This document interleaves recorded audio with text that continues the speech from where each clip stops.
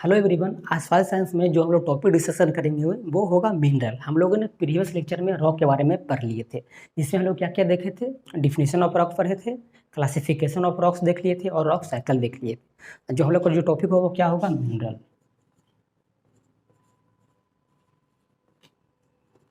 और हम लोग मिनरल में क्या क्या पढ़ेंगे, पहले इसमें हम लोग देखेंगे डिफिनेशन ऑफ मिनरल देखेंगे।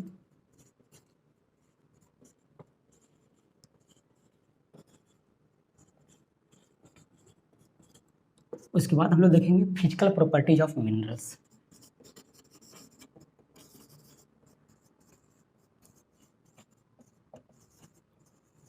ऑफ मिनरल्स, ठीक है। पहले हम लोग बात करते हैं इसके डिफिनेशन के बारे में। तो इसका पहले देखते हैं डिफिनेशन क्या होता है।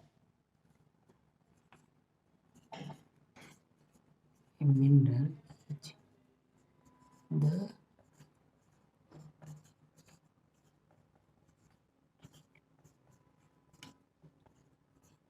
occurring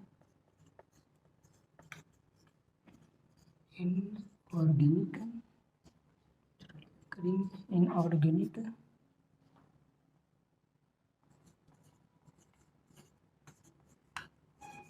and gaseous solid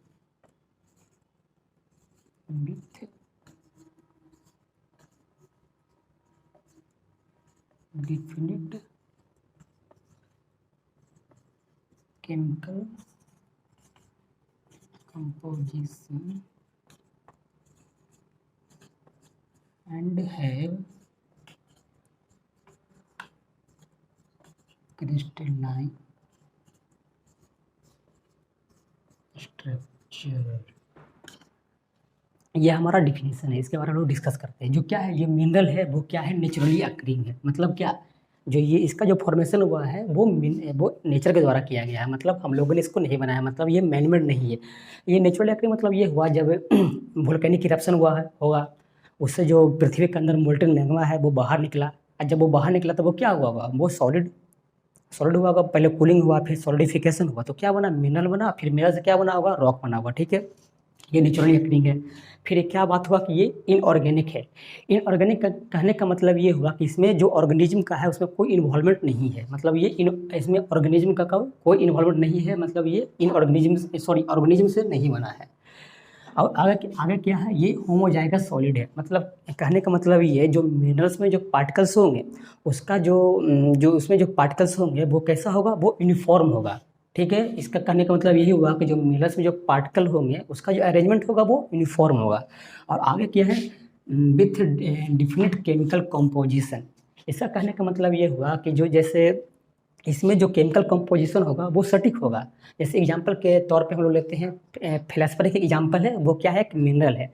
जैसे हम लोग कहीं से अगर फ्लेस्पर लेकर आते हैं, उसका जो कंपोजिशन होगा वो सेम होगा। अगर यहाँ से हम लोग लिए फ्लेस्पर लिए या फिर कहीं और से लिए फ्लेस्पर, उसका जो केमिकल कंपोजिशन होगा वो यहाँ से ले या फिर कहीं और से ले, उसका जो केमिकल कंपोजिशन होगा वो सेम ही होगा।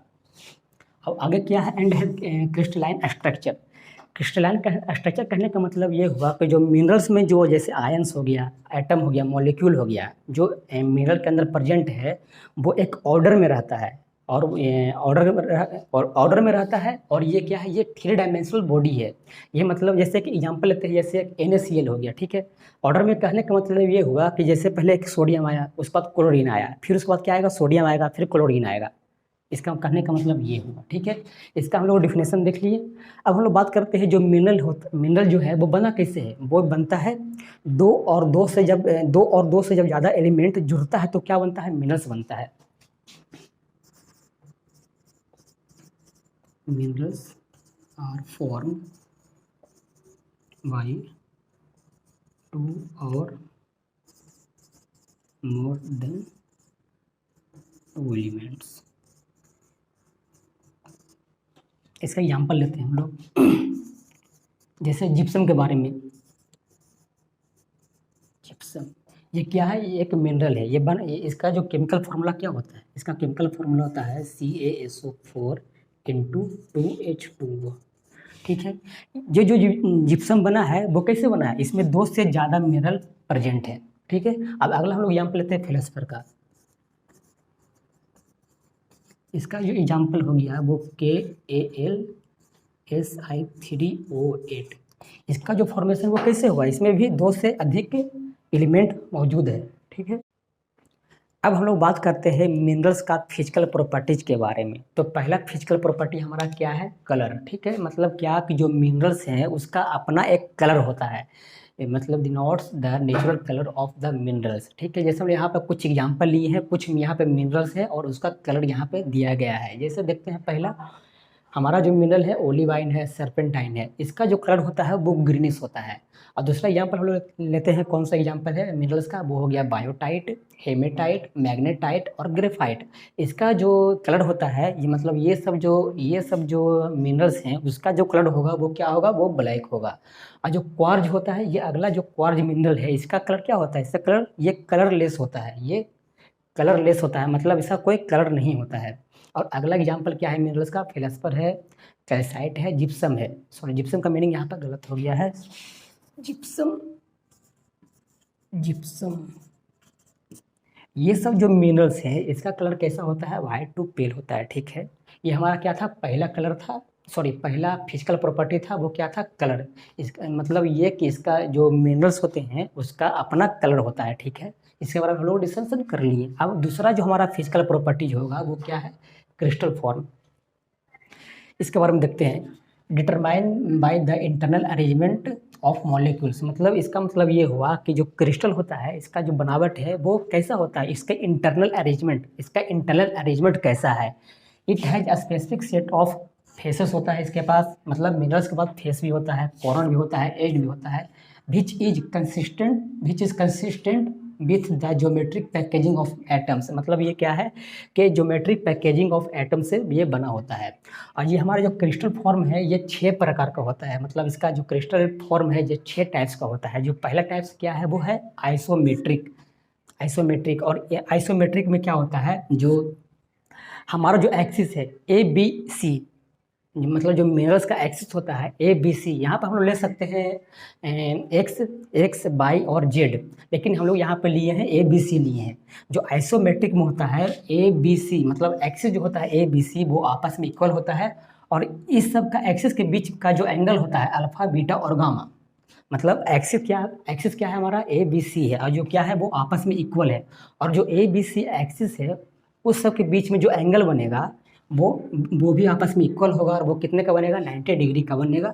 जैसे इसका एग्जांपल, आइसोमेट्रिक का एग्जांपल क्या क्या हो जाएगा, कौन कौन से मिनरल्स होंगे आइसोमेट्रिक का, वो होगा गैलेना होगा, हाईलाइट होगा। ठीक है, अब जो हमारा दूसरा क्रिस्टल फॉर्म है, दूसरा जो टाइप्स है वो क्या है, डायमेट्रिक का है या तो फिर क्या है, टेट्रागोनल।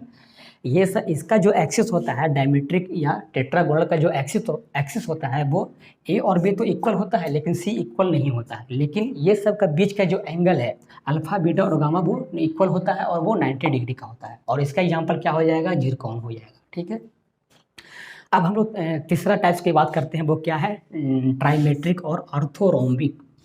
इसका जो एक्सिस होता है वो आपस में इक्वल नहीं होता है, मतलब ये आपस में कोई इक्वल नहीं है, लेकिन ये सब एक्सिस का बीच का जो एंगल है अल्फा, बीटा और गामा वो 90 डिग्री का होता है, और ये आपस में इक्वल होते हैं। ये देखिए यहाँ पे ये आपस में इक्वल है। और इसका जो एग्जाम्पल होगा वो कौन सा होगा, सल्फर होगा, ओलिवाइन हो जाएगा। ठीक है, जो फोर्थ टाइप है वो हमारा क्या है, मोनोक्लिनिक। इसका जो एक्सिस है वो क्या है, ये आपस में इक्वल नहीं है, और इसमें क्या है, इसका जो एक्सिस के बीच में जो एंगल बनेगा अल्फा और बीटा के, ये यहाँ पे इक्वल नहीं है, लेकिन इसके बीच का जो एंगल है वो क्या है, 90 डिग्री है। और जो अल्फा, बीटा और गामा, ये जो गामा है इसके बीच का एंगल क्या होगा, 90 डिग्री का बनेगा। ठीक है, अब अगला हमारा क्या है, ट्राइक्लिनिक। इसमें भी जो एक्सिस हमारा क्या है ABC है, ये आपस में इक्वल नहीं है, और इसके बीच का जो एंगल बनेगा क्या, अल्फा, बीटा और गामा, ये भी आपस में इक्वल नहीं है, लेकिन इसके बीच का जो एंगल कितने का बनेगा, वो 90 डिग्री का बनेगा। और इसका एग्जाम्पल हमारा क्या क्या हो जाएगा, प्लेगोक्लेज हो जाएगा। ठीक है, अब हमारा जो लास्ट है वो कौन सा टाइप है, वो हेक्सागोनल है। ठीक है, हेक्सागोनल में क्या होता है, इसका जो एक्सिस क्या है ABC, मतलब A और B तो इक्वल होगा लेकिन C इक्वल नहीं है, जो C एक्सिस है वो हमारा इक्वल नहीं है।